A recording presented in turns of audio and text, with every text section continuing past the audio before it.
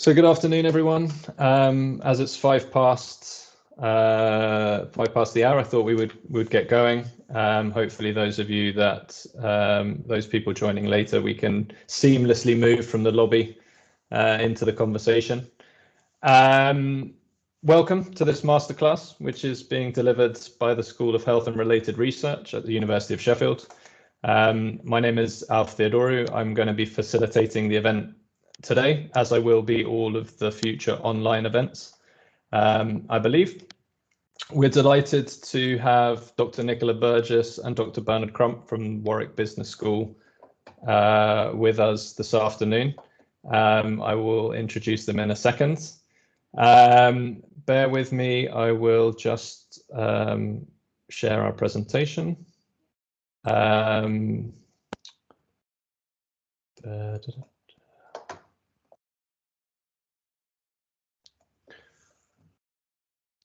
So I hope you can see that.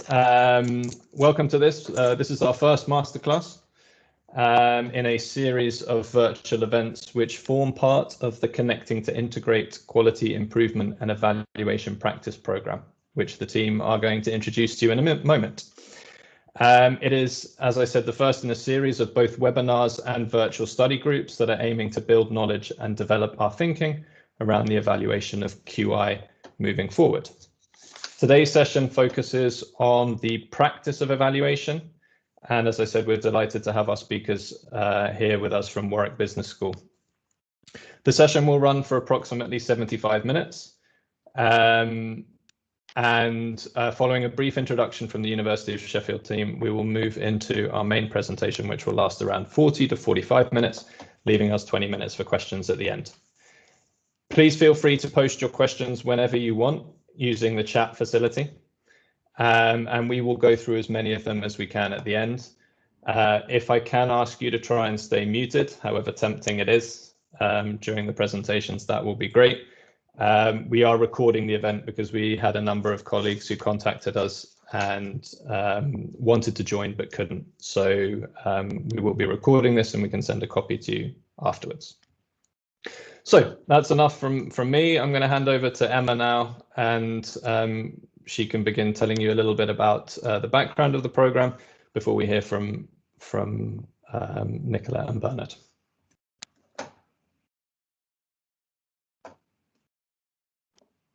Hi, yes, so I'm Emma Gibbard. So I'm just going to introduce the Q community and the Evaluation Special Interest Group, because this is the background to where this project came from. So I'm Emma Gibbard and I'm a member of the Q community and a member of the Evaluation Special Interest Group. So in terms of the Q community, this is supported by the Health Foundation, an independent charity with the goal of improving health and healthcare across the UK. The Q community connects people with a background in quality improvement to enable them to work and learn together, share knowledge, skills, experience and expertise, and enhance connections. And there's currently over 4,000 members. Within the Q community, there are a number of special interest groups, and this enables members of Q, but also non-members of Q, to come together around a common interest or a shared purpose. The groups generally mirror the Q community's approach of providing opportunities to work together, share best practice and provide peer support. And one of these special interest groups, which I'm involved in, is the Evaluation Special Interest Group. And this really brings together people who are interested in or passionate about, new to, or experienced in the evaluation of quality improvement. As a group, we've run a number of workshops at conferences, we've provided training, we've run webinars and a mentoring programme. And recently we were really fortunate to secure funding from the Health Foundation to work on a project around connecting evaluation and quality improvement communities.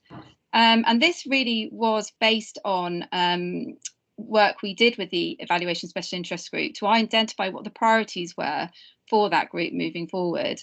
And so I'm going to hand over to Steve now to tell you a little bit more about the projects that we're involved in. Hello, I'm Stephen Harris. I'm a Senior Research Fellow at the University of Sheffield and a member of the Special Interest Group for evaluation of QI at the Health Foundation. So the work that we've been doing with the Health Foundation and work that the rest of the group have been involved with over the years in evaluating quality improvement. We've recognised that there are a few issues that it would be worthwhile trying to investigate. Primarily, evaluation of quality improvement programs and projects. The methodology and approaches tend to develop quite rapidly, and it can be difficult to keep up with those. And we find that a lot of the methodologies are primarily driven by academic research, or the most visible aspects of the development appear in academic research. And there seems to be some areas of overlap between quality improvement and evaluation, but also areas where there's potential for conflict or differences of opinion between the different approaches. And so these are kind of the two main issues we were trying to address with this project. So we're trying to bridge this perceived gap between evaluators and quality improvement practitioners, and also to try and continue the work that we were doing with the Q Community Mentorship Programme, providing practical support for quality improvement practitioners to evaluate their programs and projects. So there's a few activities and work streams in this project. So first of all, we're looking at the evidence and looking at reports of evaluations of quality improvement to try and see where the areas of potential conflict and harmony are between the two approaches. And we're doing this through a series of different activities. So we have these evaluation masterclasses. So this is the first of two. And then we're going to, early on next year, to start working in some virtual study groups to kind of collaboratively identify the problems and try to co-design ways to address the common challenges. We're hopefully going to develop quality improvement programs to build on the guides and tools that are out there, bring those together, and try and create something that's co-designed by both communities and it's hopefully quite comprehensive and going to be useful. And then we're going to disseminate the outputs in a variety of different ways. So I think I'm going to hand you back now to Alf.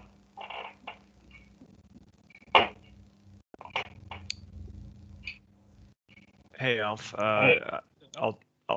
I'll cover this component. So I'm John Richmond. I'm just going to tell you a bit about what we've been up to. I'm a lecturer in health management at the University of Sheffield.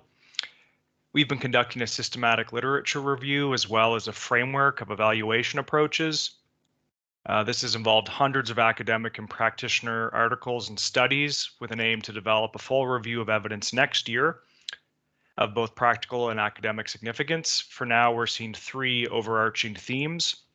The first is about complexity, which is really the how of evaluation, how to measure impacts, whether a financial component is included and the difficulty of assessing that, as well as cultural and contextual considerations. We also have looked at the who, so who is conducting the evaluation? Are they an internal employee, i.e. a ward manager, or for example, are they an external evaluator like an independent or an academic, and how might the interests vary? And thirdly, a theme about collaboration and co-production of evaluation between the QI practitioners and evaluators, and linking evaluation and program goals. So today, the following speakers, Nicola and Bernard, their content will largely cover the first component around complexity, and we aim to cover the others in later sessions. Thank you. Thanks, John. So we are going to hand over now to Nicola and Bernard. In terms of an introduction, I will keep it very brief because I know that what you really want to hear is the content. I worked with Nicola briefly, as I have to confess to being part of one of the VMI Trusts who were part of the program being evaluated by the team at Warwick Business School. It's fascinating to have been part of that process and now to be hearing about a little bit more about how it was constructed and how that evaluation and is going to benefit us as QI practitioners moving forward. So, Nicola is a reader in operations management, has lots of experience across all realms of service improvement in the NHS. Bernard has held a number of executive leadership roles, including in the Strategic Health Authority, as well as the NHS Institute for Innovation and Improvement. As I mentioned, they've been leading the evaluation of the 5-year Virginia Mason Institute partnership with the NHS, a programme which involved 5 vastly different NHS trusts from across England, who were all looking to embed quality improvement management system into daily practice. So I will hand over to them now and be back at the Q&A.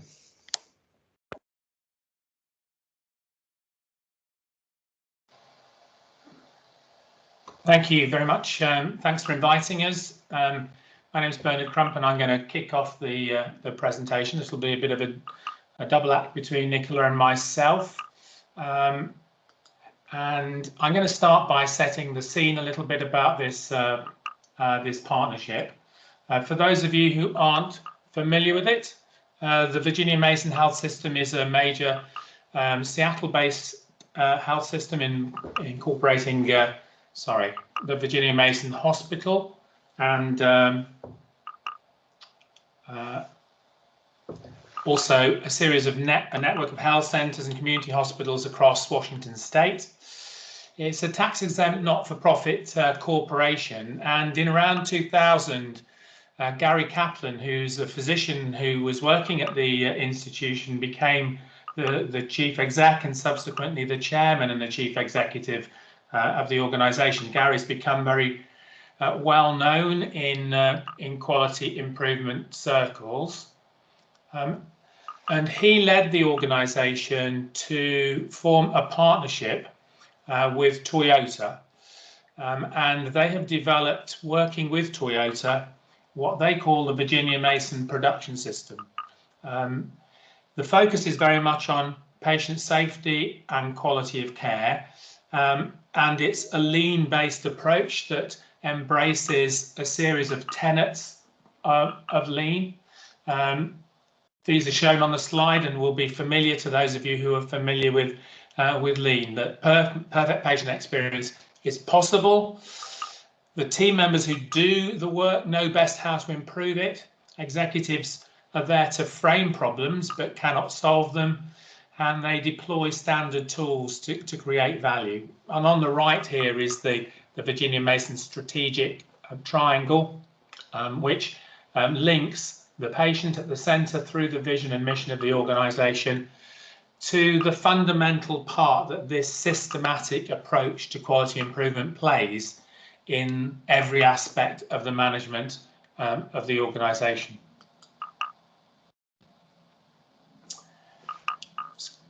There's a slight delay in the slides. And beginning this work back in 2002, over the subsequent decade or so, this organisation became increasingly recognised nationally and subsequently internationally for its approach to quality and safety and the impact that this approach was having on a range of different measures of quality and safety. They were overwhelmed with approaches from organisations from the US and around the world who wanted to come and see how they did things, and they established the Virginia Mason Institute as a vehicle through which they could train and support organisations who wanted to use these methods. Many of you who are from the northeast of England may recognise that actually the NHS started to work with the Virginia Mason Institute in the northeast, in the northeast transformation system, really quite a long time ago in the late 2000s. But the then Secretary of State for Health in the UK visited in 2015 and announced that there would be a partnership between the NHS and the Virginia Mason Institute with the aim of making the NHS the safest healthcare system in the world. Now, a lot of the focus has been on quality and safety, but you'll see from the graphic on the right, which is from a presentation made by one of the senior sensei from Virginia Mason, that they were also able to demonstrate substantial changes in productivity, and this has obviously been of interest to the service as well as the impact on quality and safety. I should say that one of the characteristics of Virginia Mason is that they adopt a very Japanese style of their approach to the partnership with Toyota. So many of the tools and techniques that they will use Japanese language, and they don't shy away from the links with the origins of lean. So this VMI partnership is a 5-year partnership that has run from 2015 until this year. It was funded by what was then the NHS Trust Development Authority.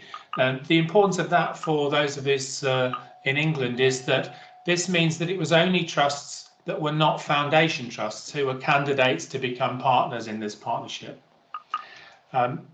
The 5 hospitals that were selected have had support from the Virginia Mason Institute over the course of the 5 years. And the work overall is supported by a transformational governance board, which has input from all of the chief execs of these organisations, but also originally from the NHS Trust Development Authority and now from NHS EI, England Improvement, as we would say in the UK. And you can see here on the right the 5 organisations that were chosen to be partners in this initiative.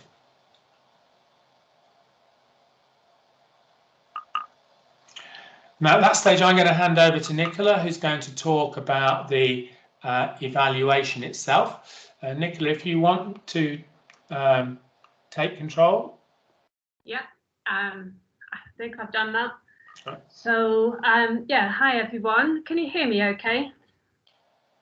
If you can't, then just pop in the chat box and I'll try and talk a little louder. So just to tell you a bit about the evaluation. So Bernard's introduced the partnership between NHS organisations and the Virginia Mason Institute, and that began in 2015. The evaluation was commissioned in 2018, so good 2.5, 3 years into the partnership. And the evaluation for 3 years, so we conclude in 2021, so shortly. Just to say that the evaluation adopts a contextualist and a processual approach, and that was very important, I think, given the longitudinal nature of the partnership. It's quite unusual to see a partnership for 5 years, so that was fantastic.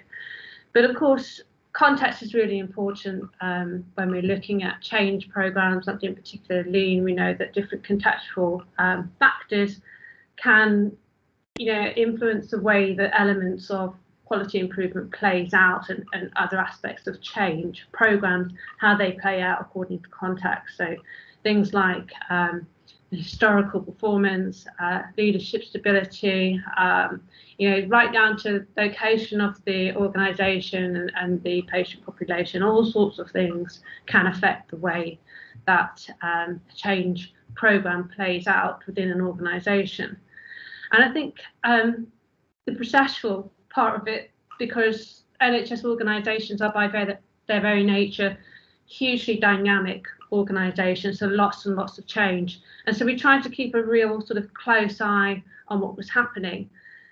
And then finally, the fact that when we are doing a change programme, obviously what we're looking for is evidence of changing, and it's not something that happens overnight or at the end of year 1, for example. It's something that will happen over time and also at different pace in each of the organisations. So we were really keen to ensure that the evaluation adopted this type of approach. We also include quite novel methods of data collection. So it is a qualitative and quantitative evaluation. We are looking to show, as I said, evidence of changing. Each of the trusts is actually looking for a transformation.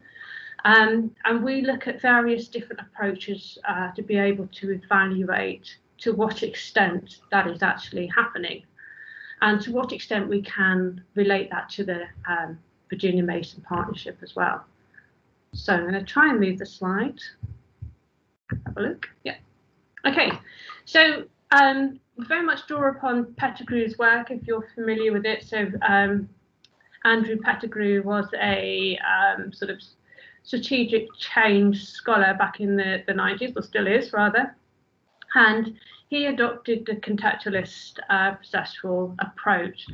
And he said this is about capturing reality in flight, which is precisely what we are trying to do through the evaluation. And in doing so, we've done well over 200 interviews, many hours of observation, and also collected a huge variety of data. We've essentially kept really, really close to our organisations. And we've been very fortunate in being able to do that because we have exceptional access to each of the 5 trusts. And I think a lot of that is about the investment that each of our organisations have made in this partnership. They've put a huge amount of personal investment, time, and a lot of work has been undertaken. So they are really, really keen to be open to the evaluation and to learn. So this is very much about learning about how we do change in the NHS. So we've got some very, very rich data. And as I said, lots and lots of observations. We've also used a survey to try and gather feedback from right across the trust, from very senior leaders through to estates, through to your ward managers, as many different sort of levels and parts of the organisation as we possibly can. And we're on track to complete our final report, which is due sort of May 2021. Although I have been asked to change that date to mid to late 2021, given COVID and all the complications that causes. So essentially, what we're doing is we're evaluating a changing context, about changing how the context and how actors have changed over time. We're looking at both quantitative and qualitative dimensions, as I've already mentioned, but the quantitative dimensions have been very challenging, and we'll talk about that later on in the presentation. We also saw COVID and the impact of COVID as an opportunity for doing some additional studies. So across the summer, we were very fortunate again to be able to access these organisations and do another round of interviews. We did an additional 40 interviews across the summer to find out how the method, how does a systematic approach to quality improvement shape the response to crisis, to COVID-19. And that has been a really interesting study, especially since, as I've mentioned, doing the quantitative side of this evaluation has been really difficult to evidence impact. It's a case of we know this is working, we've been told this is working, we've got some wonderful examples, but the quantitative side has been much more challenging. But then when we look at how this trusts have responded to COVID and look at specific examples of them drawing on the methods, again, at every level of the organisation, it really has been quite reassuring of the impact, if you like. So I think it's suffice to say that we've kept very, very close to our organisations, and I think at this point it's been really, really useful.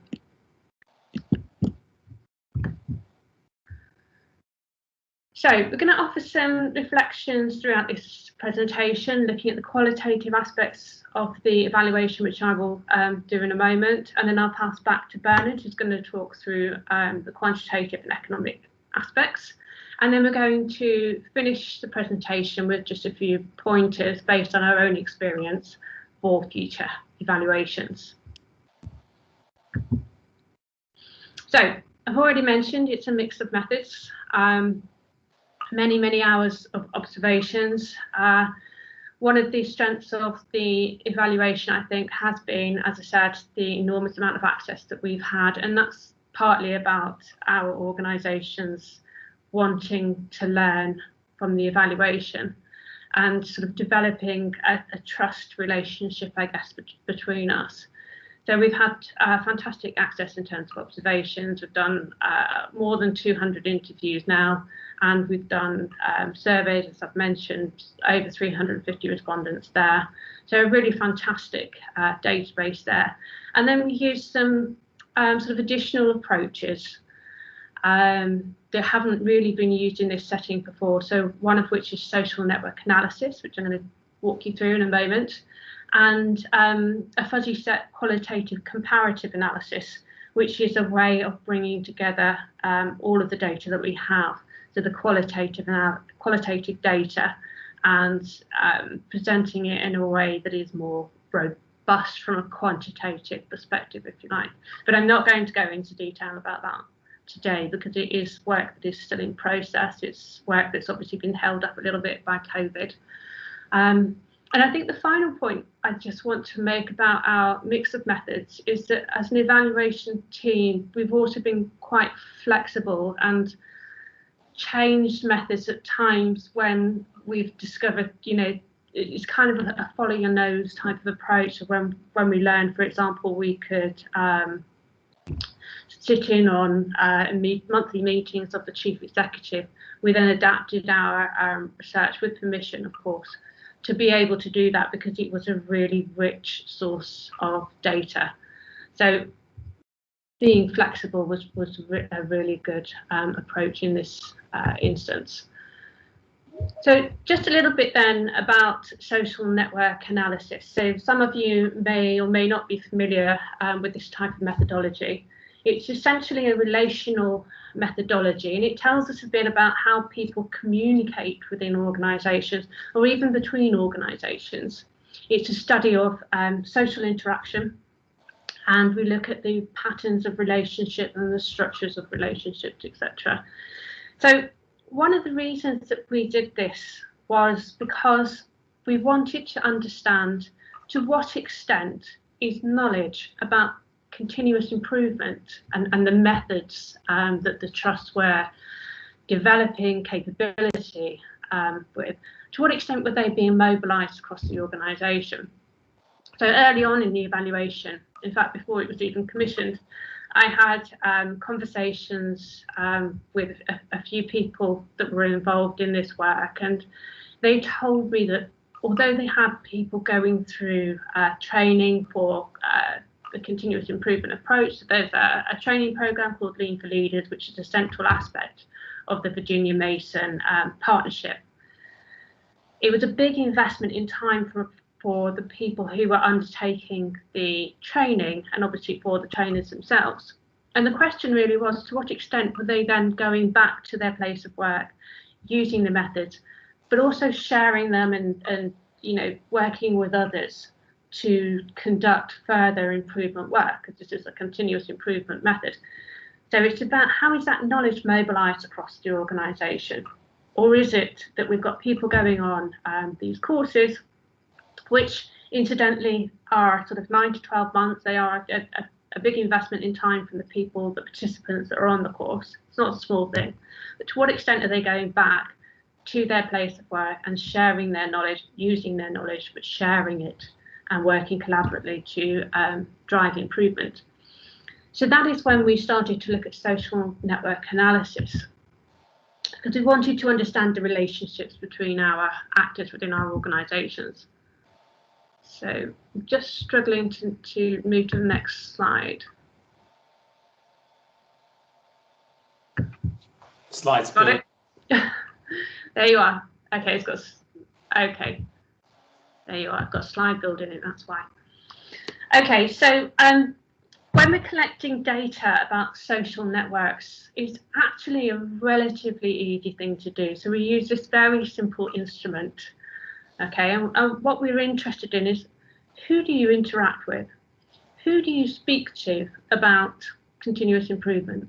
Who comes to you for advice about continuous improvement? And we're trying to understand, as I said, the nature of relationships, the nature of interactions, but with a focus, of course, on continuous improvement work. Okay, so we want to understand the knowledge sharing network. Okay, and it's a relatively easy thing to collect data on. It's not so easy to do the analysis, and I left that to a specialist. But I'll show you what the results are in a moment. Just to give you an overview of what we're looking for when we see different, or when we analyse network structures. Over on the left, a centralised network structure. this is where, you know, one individual is the key source of information. So we know this person is the person to go to if we want to talk about X, Y, or Z. Okay, so that's okay, but it doesn't lend itself very well to facilitating learning and knowledge transfer. So it tends to be quite sparse. There's not a lot of interaction. It's more of a go-to for knowledge rather than knowledge sharing, which is what we were looking for. In the middle are decentralized structures illustrated here or depicted by the image at the top. This shows that a number of individuals have a degree of connectivity, so there's some boundary spanning going on. We have a few people who are acting as sources of information, and they have a capacity to facilitate learning and knowledge transfer.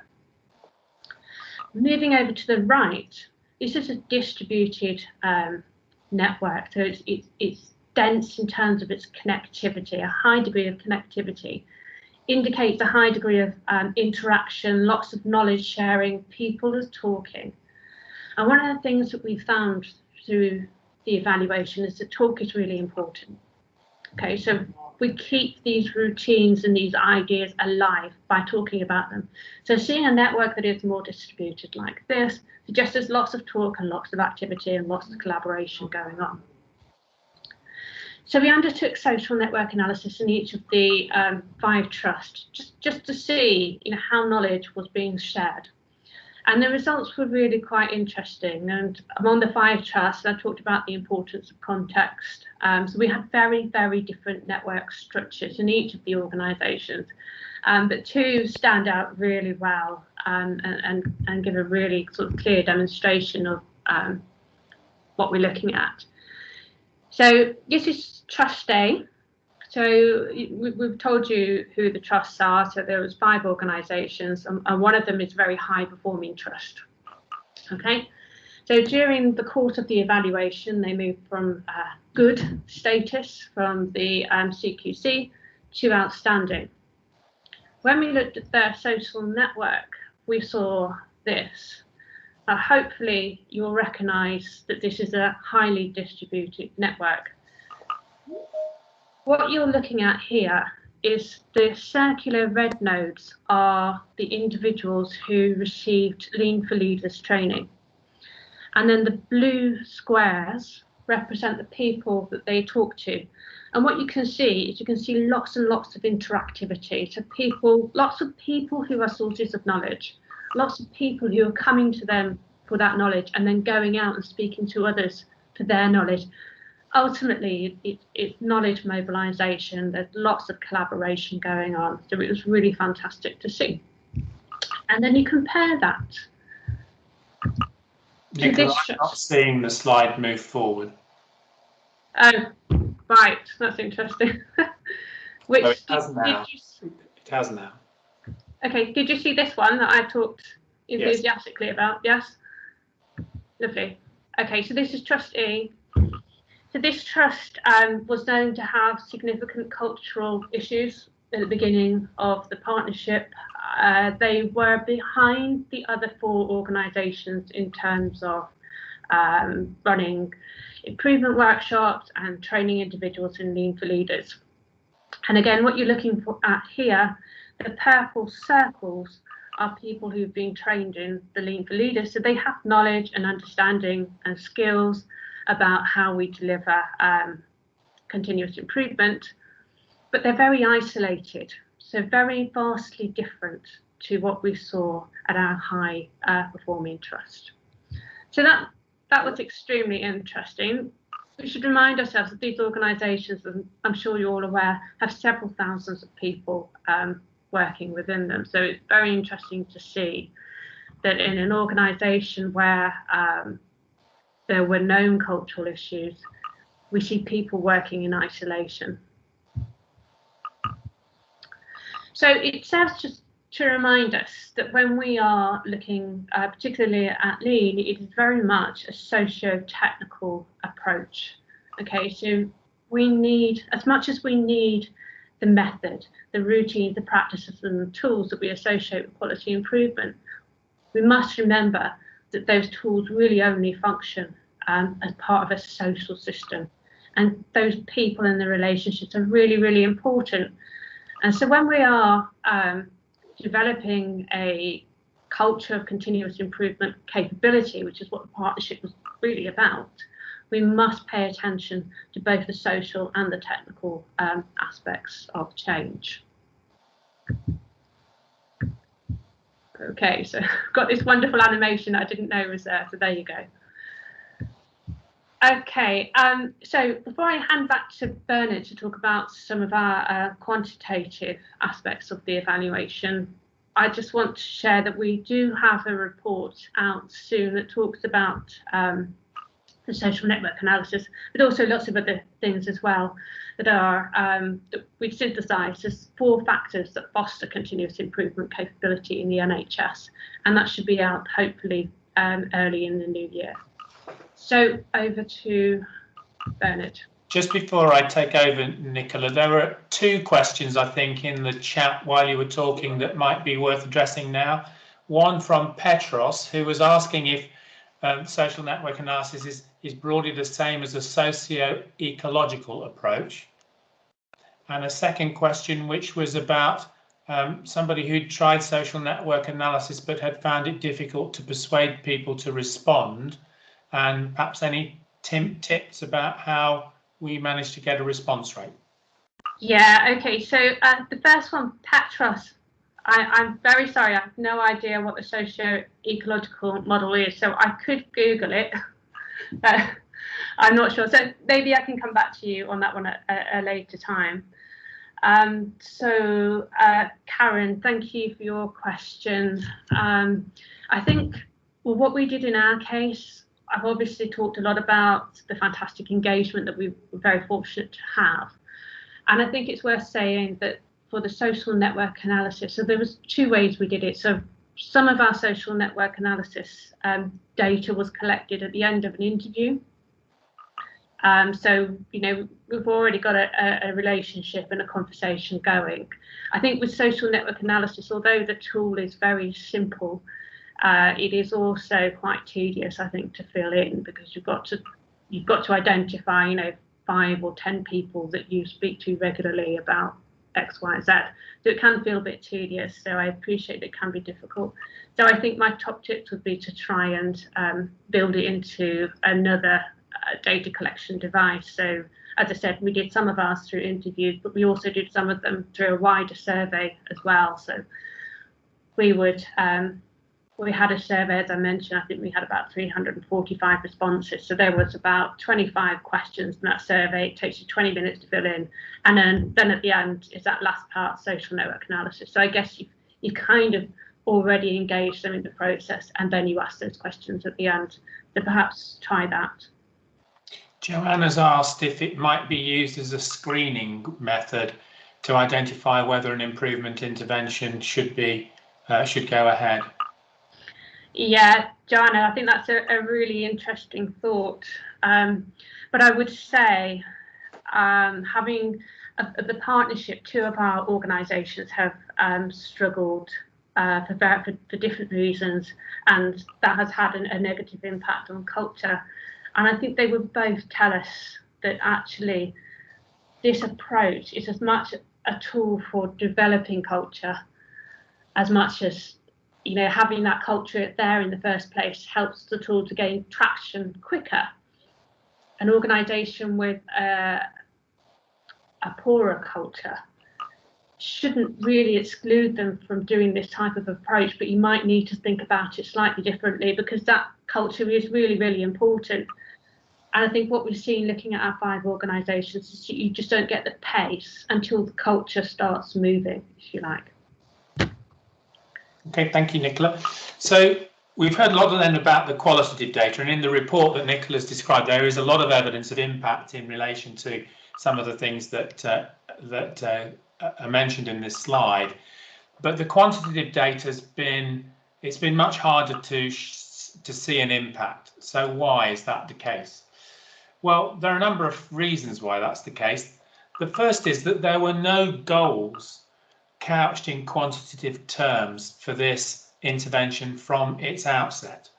the description from NHS England improvement was that at the end of 5 years, we expect each trust to have sufficient capacity to build on this journey themselves without external support and have a culture of continuous improvement.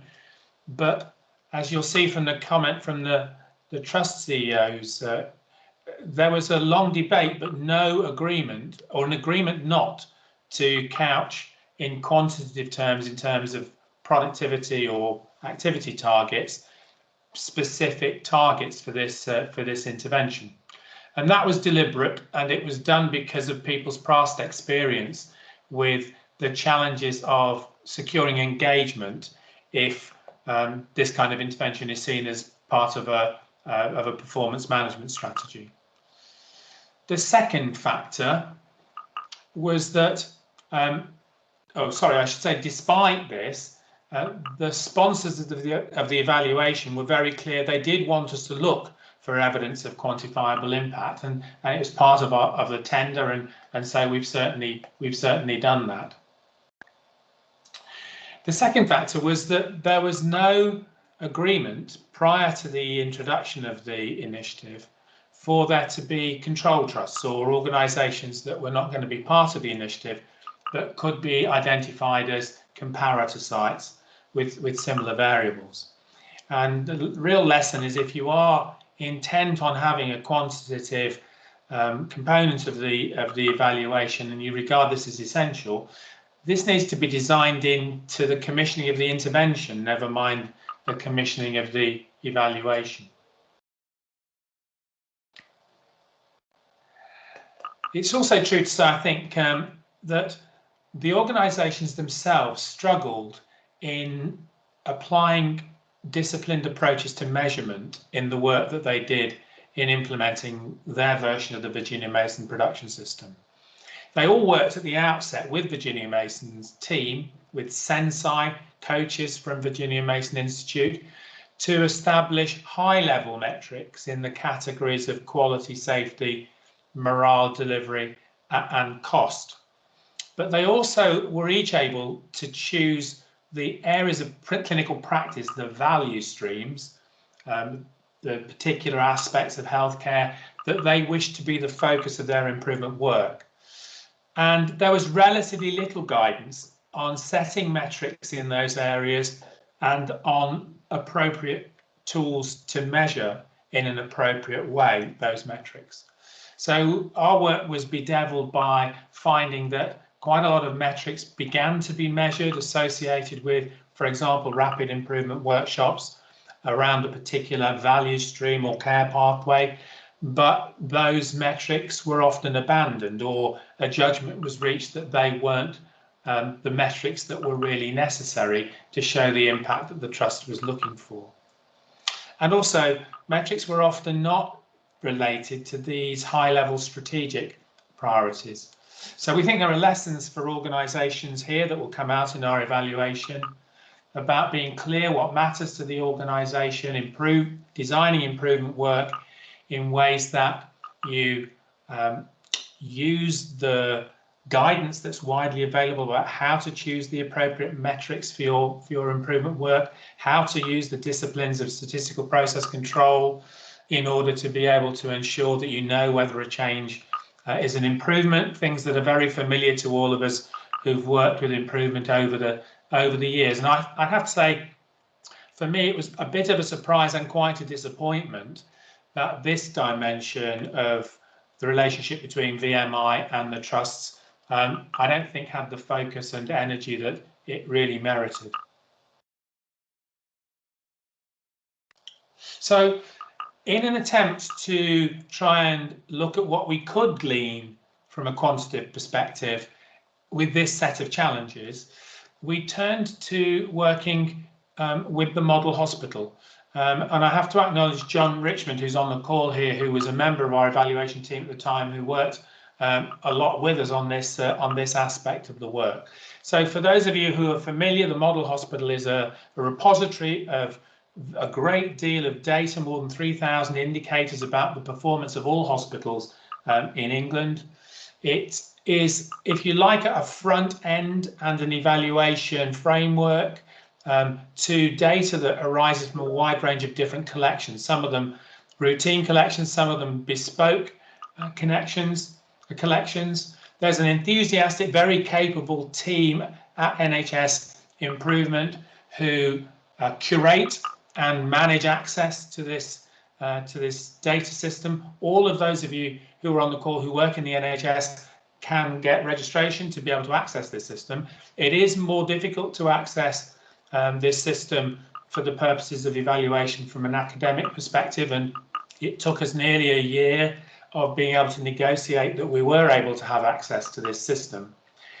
One of its advantages is that it, for every hospital, proposes a series of comparator hospitals based on an analysis of all of the data within the model hospital that allowed us to look at the performance of organisations which, at least from the model hospital's perspective, were suitable comparators to those that were the subject trusts. And all of our trusts, naturally every trust in England provides data to the model hospital, but our trusts also provided data at a level of aggregation or granularity that arose from the fact that they were using patient level costing inputs.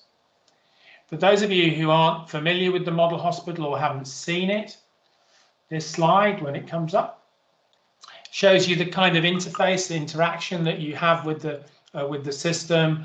There's data on many different topics, a lot of it down to clinical service lines as well as at the level of the organisation as a whole. The acronym here, WOW, W-A-U, means Weighted Activity Unit. Underpinning the work of the model hospital is an agreement about how to weight activity of different types in a way that allows some comparisons to be made, for example, of cost per weighted activity unit. But you will also see that there's information about things like theatre utilisation, length of stay, data on workforce, on safety incidents, etc. It's an incredibly rich source of information with enormous potential. And this is an example of the kind of output that we were able to generate, looking at, in this instance, at length of stay. This is for one of our trusts. The blue line shows length of stay for cardiology elective admissions for one of our organisations. The green line are the peers, the 10 organisations that were judged by the model hospital to be those that were the best comparator organisations for this organisation. The black line shows the median value for the whole of the population of all 200 or so hospital trusts whose data is part of the model hospital. And you can see that this attempts to be an annotated run chart which shows when rapid improvement event workshops took place and tries to look at the extent, if at all, that we can see any variation in performance after these events compared to peer organisations. And you can see in this instance, there are some but very weak suggestions of periods when there's a change in performance, but nothing at all that would suggest a conclusive impact on this organisation, on this parameter from the work that they did. So to summarise, literally months of effort in working with the model hospital, in which we were very much supported by the model hospital team who did some bespoke analysis for us. The conclusions we have to reach are that it has enormous potential, and methodological improvements and better data quality that are arising as the data is more used, including changes in the way that some of the parameters are calculated to allow more granular information to be available, means this potential is increasing all the time. But at this juncture, distinguishing the signal of the impact of the partnership from the noise of underlying trends and changes did not allow us to reach firm conclusions. So it's got potential for the future, but it hasn't been able to give us a clear answer as to whether these organisations have improved their performance in quantitative terms, hampered by all of those obstacles that I mentioned at the outset. And in relation to economic impact, The tender required there to be an economic component of the evaluation to understand the resource used involved in developing and implementing these local transformation approaches. And unfortunately, despite this, neither the Trust Chief Executives or the Transformational Governance Board itself wanted this partnership to be seen as being about productivity. If you remember, the Secretary of State wanted us to have the safest system in the country, and trusts were very concerned that if this was seen as a productivity initiative, it would hamper engagement. So only one trust attempted to capture data on the economic impact of its activity. Now, going back to the model hospital, looking at broad whole hospital measures of productivity, such as where the trusts ranked on the cost per weighted activity unit as a whole, we don't see evidence of significant change during the period of the partnership, which would give conclusive evidence that these trusts are becoming more productive than their comparators.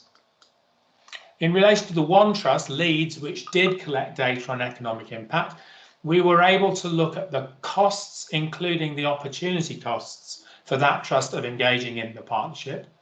And we were able to look at the attributed value in terms of waste reduction, the term that the trust used, arising out of their engagement with the programme in the eyes of this trust. And the data shows here that for the most recent year for which data is currently available, this suggested a very positive return on investment of £15 per pound invested in terms of return on investment.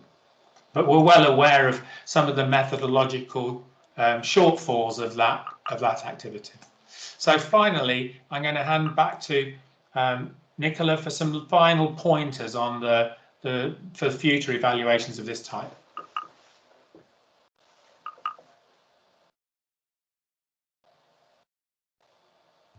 On mute. Thank you, Bernard. I'd just like to add actually to that final slide you presented on the financial savings. I think it's worth mentioning that a lot of those financial savings actually came through from the training. So less from the rapid process improvement workshops and the value stream work, but actually from individuals who had received Lean Leaders training and then gone back to their Gemba, so to speak, the place of work, and driven those savings locally. So that was really fascinating. But as Bernard points out, methodologically, it has some limitations. So finally then, some pointers for future evaluations. I think when we are thinking about commissioning a large-scale intervention, we should be designing in evaluation from the very beginning. So, listening to our presentation, you should have picked up that actually we were kind of hampered, particularly with regards to evidencing quantitative impact by the lack of design-in, if you like, for evaluation. It goes without saying that when you think about evaluation, then we need to be capturing the baseline information in order to be able to show change. Decide on the stance on controls. So the tender that we responded to was very specific that we needed to have controls, and that makes a lot of sense. So how can we show that these 5 organisations have improved more than we might expect them to be improved? So controls have an important role to play. But you really need to think about how that would work in an evaluation like this. Considered in a quasi-experimental design, again, it's about helping us be able to see that the actual partnership itself is making a difference rather than a myriad of other things that could be impacting performance and change. So, engage evaluation expertise early, and understand the implications or the potential impact on the intervention of choices you make about what to include in your evaluation. So if you want to pay attention to quantifying savings, for example, then that needs to be thought about from the beginning, and the impact of that needs to be thought about. So in our case, we heard through our interviews that actually none of the trusts were thinking about quantifying savings until we got involved and we were asking the question. So, so as evaluators, you will also have an impact upon the intervention itself. And finally, if the most important dimension you wish to evaluate is the impact of context and the detail of why some things work better in some places than others, then we need to build expectations around the type of evaluation outputs that will emerge from the outset. So that's really important. And then this last point I put in red is that, an evaluation such as this is really about learning and not judging. Okay, and that's really, really important. And I think going back to what we were saying earlier about the importance of building a report, in order to build those relationships and be able to capture reality in flight as we aim to do, then it's really important to emphasize that this is about learning, and we learn to improve so that our interventions are as successful as they can possibly be. So that brings us, I think, to the end of our presentation and onto the Q&A. Thank you, Nicola and Bernard. There's other notes of thanks coming through in the chat, but we really appreciate you taking the time to take us through your evaluation and share some of those learnings at the end. Nicola, I don't know, you can, or probably maybe for Bernard, there's a question coming from Joanna. And to anybody else listening, if you want to ask a question, please throw them into the chat and we will try and get through some of them now. But Joanna's question is there anything we can do as evaluators to encourage people to collect the data needed for economic evaluation to overcome the concern and distrust about the data being used to measure productivity? Yeah, I think it's a really good question, Joanna. And what's come through very, very, very clearly in our qualitative work is how deep-seated is the reluctance on behalf of the leaders of organisations to regard this whole exercise as being about money front and centre, and they've got a reasonable basis for doing that, because there are examples in the literature of major interventions associated with introducing a culture of continuous improvement that were abandoned because of the failure to demonstrate in an adequate way the productivity benefits. And they're convinced for themselves that this intervention is thoroughly worthwhile, and that the relatively modest costs for them in the scale of very big organisations of being engaged are well justified by the outcomes they're seeing. But the question remains as to whether external commentators will agree. Thank you, Bernard. There's another question coming from Joy. Could you perhaps tell us a little bit more about how findings from the different methods were integrated and informed the overall findings? Hi, yeah, so they'll be integrated in the final report. So we look at the evaluation from the various different aspects, adopt a thematic approach to the data analysis, but we bring it all together in a final report. So it's important, I think, what's slightly difficult with this type of evaluation is that we've got an abundance of qualitative data that is mostly really positive. And then we look at the quantitative side, and actually there's not clear evidence of impact. So we know something works, but we can't show it through quantitative side. And I think we just need to be mindful of that and talk about the reasons why that might be. So it's not, well, on the face of it, it looks like it worked, but when you look at the outcomes, well, we can't really, perhaps it hasn't. Actually, we need to talk about the contextual aspects of this type of approach, that there's a time lag, that there's different contexts, and the different contexts will shape how the methods play out and the degree of traction and so on. So to really bringing those different methods together, but the narrative is about this being a holistic approach, and talk about the strengths and limitations of the different methods that you're using, and they each bring a different perspective, but no one in isolation really tells the whole story. So I hope that answers your question. Just picking up on that, Nicola, how, I guess as evaluators, how much did the different starting points of the 5 trusts influence which data, if you like, was telling you more? I mean, I guess there's a challenge to try and tell the stories, and I think one of the things you touch on is we know that things were improving, but we couldn't necessarily put something qualitative on it. Yeah, so the different starting points of the organisations played a huge impact on the degree of traction that we saw in each organisation. And so therefore, you know, let's take Barking, for example. They began the partnership at a point where they were actually in special measures, and they also had significant cultural issues there. And a decision, I think, was taken that they were going to respond to the external requirements to improve certain aspects of the service in a certain way and very, very quickly, as opposed to engaging with the method. So just that simple story there, you can see that this is an organisation that really delayed its investment in the method.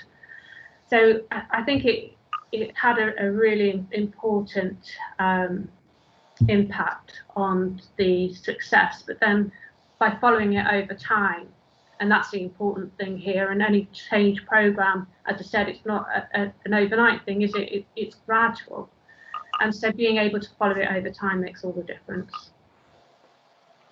There's a question from Gary that's just come in, which is about Trust A and how it was able to achieve the kind of appearance within the social network analysis of that much more integrated system. And one of the findings that you'll see in our reports that it's produced is that some of the organisations had engaged in what we've called prior cultural work before becoming partners to a greater extent than others.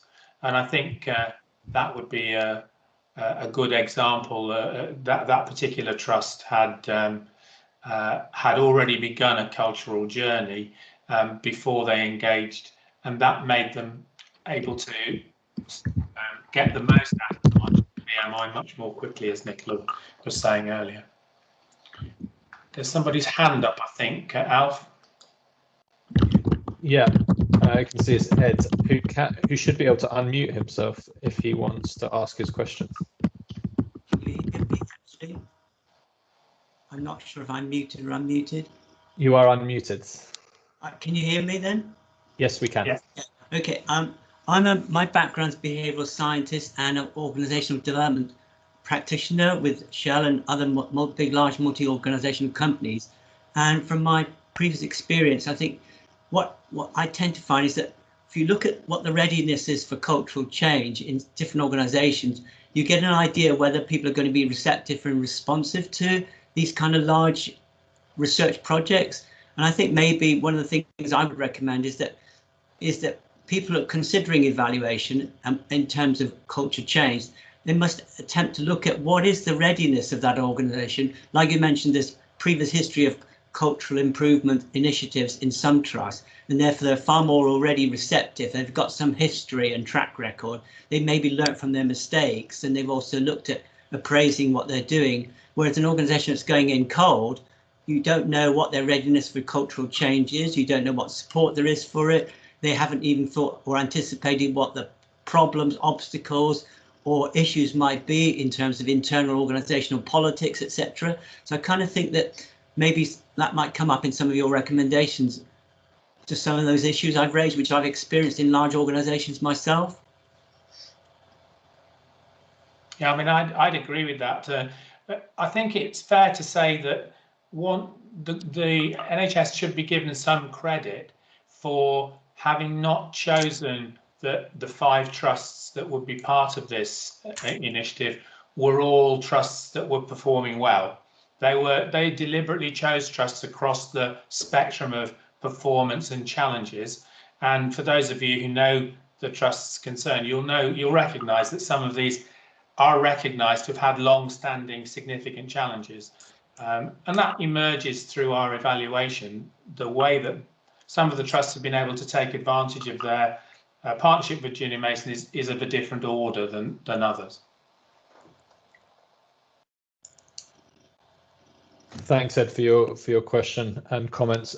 We had one other question slightly earlier on, which I think we might have missed, which is around from Ratimi. Should we consider the teaching of implementation science within the Q community? Who wants to take that one? So perhaps one of the people from the Q community might want to respond. I mean, in my own view, for what it's worth, implementation science has an enormously valuable contribution to make, but it's also a term which is used very widely differently from one place to another. So I'd start by some agreement on terms and an agreement on a frame of reference if you're going to go down that route. Thank you, Bernard. I don't, unless there are any more questions coming in, we're coming up to the last couple of minutes. I know, oh, they're coming in. John has just posted a link to a feedback survey, so we will send this round to all of our attendees today. If you could take a few minutes to complete that online survey, that would be really great for us, because as we mentioned, this is the first in a series of events, so all your feedback is very useful. In terms of the upcoming events, we'll publicize them similarly to how we did this one. There'll be another session at the end of January. We're just working on confirming the date, and as John mentioned earlier on, we're going to be looking at things from a QI practitioner's perspective. So how do we manage some of those conflicts between internal and external evaluation, targets, pressures, etc. So we'll be hearing some from people who have been involved in the doing of the QI that's being evaluated. And so we hope to welcome many of you back to that session. And again, it'd be great if you could share links to that session with those people that you feel would be interested. Al, is it all right if I just say one more thing before? Of course. You leave? I just wanted to remind people of the report that is coming out in the early, well, hopefully in January next year, because it covers a lot of the things that Ed's just brought up around sort of, cultural readiness. Yes, I think it's really, really important, and it really definitely, had an impact on the way that these change approaches play out. So the thing to say really is, when it goes live, it'll go live on a website on Warwick Business School, and I use Twitter generally to promote stuff like that. So if you follow me on Twitter at Dr. Nicola Burgess, then you should get it as soon as it's released. So, and any feedback is very, very welcome. And that's it. Thank you. Thank you, Nicola. Before I close, I will just answer Petros's question around how. Again, I think it was mentioned in the chat. There was a competitive process for the trust to apply to be part of the program, so it wasn't just those that were outstanding. As you would have seen in the presentation, there was a whole range of experiences and realities within those 5 trusts. So, Petros, I hope that answers your question. And that just leaves me to say thank you very much to Nicola and Bernard for taking the time to talk us through that and for answering our questions. Thanks to the team at Sheffield as well for introducing the programme, and to you all for taking part. We look forward to seeing you at future events. Thank you very much. Thanks everyone for coming.